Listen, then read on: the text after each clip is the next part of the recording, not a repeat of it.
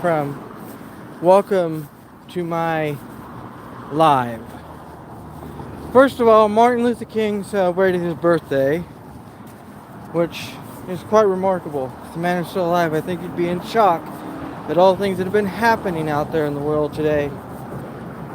But do not, and I'm saying this as a kind gesture, do not discount the man and his name. Because for one thing, Martin Luther King was a man with a vision. He had a powerful speech. He gave a powerful word. He said the power that he had was to speak and to let people hear him for the first time. The word, even though it is a spoken word, it is a just and fair word. Contrary to popular demand, the man is not just a legend, he is the man.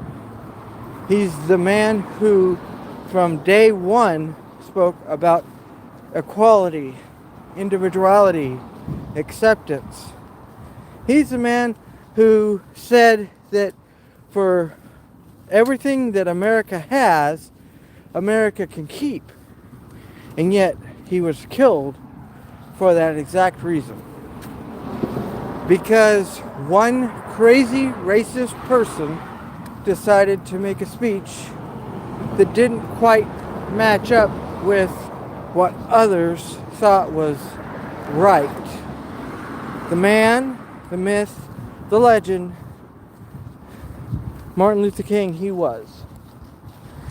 And when you talk about speeches, don't forget the speech that you, I, anybody else makes is just as powerful as anything else you can hear out there on the TV. Because for a time, people begin to realize that a speech isn't just a word, it's a reaction. See, people wanting to blame President Trump for the fake bomb threats, but they can't. Those are demented individuals doing that. That's not President Trump. President Trump ain't saying that stuff. And to say that he interfered in an election, a free and fair election, is highly unusual. If anyone did anything in that election, it was President Joe Biden. Yeah, people might say, okay, give the man a break, listen to what he has to say, but I'm going to tell you what, the saddest part about this is that America is taking a dump on people who have less fortune. And I'm talking about real less fortune. I mean, there's a dynamic here that doesn't stand up to time or tradition or even the possibility. That stands out is the fact that America has become evolved in its own way. It's become hateful, spiteful, degenerate to its own significant self. We're reversing the time-honored tradition of conversation to violence. People are reduced to violent acts to explain themselves. And yet, everybody wants to blame one man. It's not one man's fault. It's the way the country's become.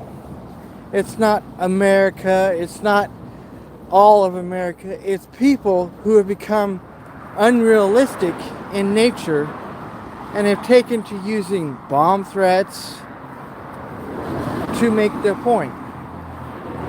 I don't really buy this, but I'm going to put it out there anyways. I don't buy the hate that is being put out in America. Reason I don't is because, one, the American people have common sense and they know right from wrong, good from bad. They know all that. But what they don't know is where to stand. Where's the final resting place for America. It's not in the value system because there is no value system big enough to support that. And the truth is that we're failing if we keep going at this. We're failing not just us, but we're failing everybody in America. Martin Luther King's I Have a Dream speech is legendary throughout the world. David and Goliath is legendary throughout the world. Good people doing bad things is not uncommon, but to blame one man for another man's bad choice is wrong. Thank you for watching and have a wonderful night.